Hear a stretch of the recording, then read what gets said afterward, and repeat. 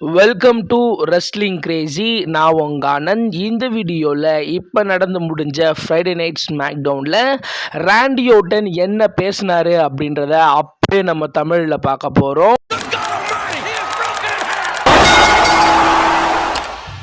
SmackDown start ஆகுது. Start ஆன உடனே ஃபஸ்ட்டு வந்து பார்த்தீங்கன்னா ராண்டி ஓர்டன் ரிங்குக்குள்ளே வராரு. ரிங்குக்குள்ளே வந்த உடனே அவர் எலிமினேஷன் சேம்பர் பேப்பர் வியூவில் நடந்த அந்த ஷாக்கிங் விஷயத்தை பற்றி பேசுகிறாரு. ஸோ ஜான்சினா என் ஃப்ரெண்டு தான். ஸோ அவன் வந்து பார்த்தீங்கன்னா எலிமினேஷன் சேம்பர் பேப்பர் வியூவில் ஒரு விஷயம் பேசினா அது ஒரு பெரிய லெவலில் பேசப்படுது. நானும் அதை செஞ்சுருக்கேன். ஸோ இப்போ வந்து பார்த்தீங்கன்னா டேரெக்டாக நம்ம என்ன பேச வந்தோமோ அதை வந்து பார்த்தீங்கன்னா பேசலாம் அப்படின்ற மாதிரி. ஸோ ஜான்சினா ராக் கூட சேர்ந்தா போகிறான், விட்டுருங்க. ஸோ நம்ம எதை பற்றி பேசணுமோ அதை பற்றி பேசலாம் அப்படின்ற மாதிரி அந்த இடத்துல வந்து பார்த்தீங்கன்னா ராண்டி ஓர்டன் கெவின் ஓவன்ஸை பற்றி பேசுகிறாரு. ஸோ கெவின் ஓவன்ஸுக்கு ஏதோ ஒரு நோய் வந்துடுச்சுன்னு நினைக்கிறேன்.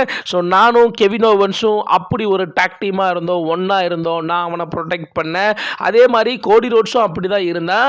ஆனால் வந்து பார்த்தீங்கன்னா கெவின் ஓவன்ஸ் ஏன் இப்படி மாறிட்டான்னு எனக்கு சுத்தமாக தெரியவே இல்லை அப்படின்ற மாதிரி ராண்டி ஓர்டன் பயங்கர கோபமாக வந்து பார்த்தீங்கன்னா ஒரு ப்ரொமோ கட் பண்ணுறாரு. அதுலேயும் குறிப்பாக வந்து பார்த்தீங்கன்னா ஸோ ரோமன் ரிங்ஸ் கிட்ட பேசுனதுக்காகவே வந்து பார்த்தீங்கன்னா கோடி ரோட்ஸை வந்து பார்த்தீங்கன்னா அட்டாக் பண்ணான் அவன்.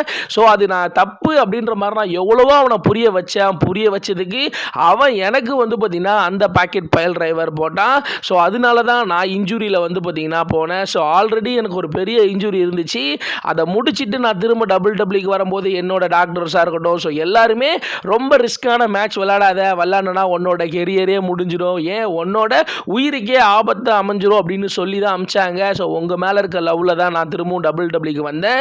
இது எல்லாம் தெரிஞ்சும் வந்து பார்த்தீங்கன்னா அவன் எனக்கு பாக்கெட் பயல் டிரைவர் போட்டான். ஸோ அவன் குறிப்பாக என்னை அட்டாக் பண்ணது என்னோட கெரியரை முடிக்கணும் அப்படின்றதுக்காக தான் அவன் வந்து பார்த்தீங்கன்னா இதை செஞ்சான். ஸோ இதை மட்டும் செய்யலை. உடனே வந்து பார்த்தீங்கன்னா ஸோ கோடி ரோட்ஸி இதேமாரி அட்டாக் பண்ணால் அதிலிருந்து அவன் எப்படியோ தப்பிச்சிட்டான். ஸோ இதெல்லாம் விட்டுருங்க. ஆனால் சாமி ஜெயின் வந்து பார்த்தீங்கன்னா அவனுங்க ரெண்டு பேரும் ஒன்றாவே இருந்தவனுங்க, க்ளோஸ் ஃப்ரெண்டு, ஒன்றாவே உள்ளே வந்தாங்க. ரெண்டு பேரும் ரெசில்மேனியில் மெயின் ஈவென்ட் பண்ணாங்க. ஸோ இவ்வளோ விஷயம் இருந்தும் வந்து பார்த்தீங்கன்னா ஏன் அவன் சாமி ஜெயின் அட்டாக் பண்ணான் அப்படின்றது எனக்கு சுத்தமாக தெரியல. ஸோ அவனுக்கு ஹெல்ப் பண்ணலை அப்படின்றதுக்காகவே வந்து பார்த்தீங்கன்னா அவன் எல்லாரும் வேணாலும் அடிக்கலாம்னு நினச்சிட்டான் போல. ஸோ ஸ்டோன் கோல்டோட ரெசில்மேனியில் மேட்ச் பண்ணதுலேருந்து எவனை வேணாலும் எப்படி வேணாலும் அடிக்கலாம் அப்படின்னு அவன் நினச்சிட்டானா அப்படின்னு எனக்கு தெரியல. ஸோ நான் வந்து பார்த்தீங்கன்னா எலிமினேஷன் சேம்பர் பேப்பர் வியூ மேட்சை பார்த்துட்டு இருந்தேன். அவன் வந்து பார்த்தீங்கன்னா சாமி ஜெயினோட மேட்ச் பண்ணான். ஆனால் அந்த இடத்துல வந்து பார்த்தீங்கன்னா திரும்பவும் சாமி ஜெயினோட கெரியரை முடிக்கணும்னு சொல்லிட்டு ரெண்டாவது முறை இங்கே இருக்க காங்கிரீட்டில் வந்து பார்த்தீங்கன்னா ஸோ அவனோட நெக்கை உடைக்கணும்னு சொல்லிட்டு வந்து பார்த்தீங்கன்னா ட்ரை பண்ணான். ஸோ அதனால தான் நான் வந்து பார்த்தீங்கன்னா அங்கே உள்ளே வந்தேன். நான் வந்து பார்த்தீங்கன்னா அவனை அடிக்கணும்னு முடிவு பண்ணேன். ஸோ எல்லாருக்கும் கொடுத்த அந்த வலி அவனுக்கும் தெரியணும்ல, அதனால அவன் என் காலுக்கு கீழே நின்னா நான் வந்து பார்த்தீங்கன்னா ஸோ அந்த விஷயத்த பண்ணலான்னு பார்த்தேன். ஆனால் வந்து பார்த்தீங்கன்னா தடுத்துட்டாங்க. ஸோ இப்போ கெவின் ஓவன்ஸ் நான் சொல்கிறத கேளு. ஸோ எல்லாரையும் நீ அடிச்சிருக்கலாம். ஸோ அந்த வலியை வந்து பார்த்தீங்கன்னா நான் உனக்கு திரும்பவும் வந்து பார்த்தீங்கன்னா காட்டுவேன் அப்படின்ற மாதிரி.